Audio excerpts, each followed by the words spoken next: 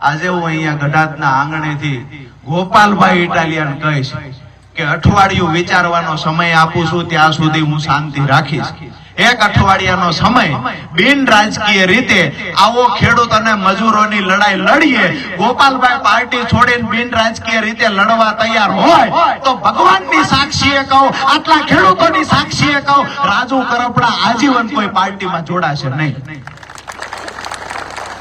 તમે જે પાર્ટીમાં, તમે રાજકીય પાર્ટી હારે રહ્યો તો વાંધો નહીં, તમે ભાજપના નેતાને ગાંધીનગરમાં પ્રથમબત કરો તો વાંધો નહીં.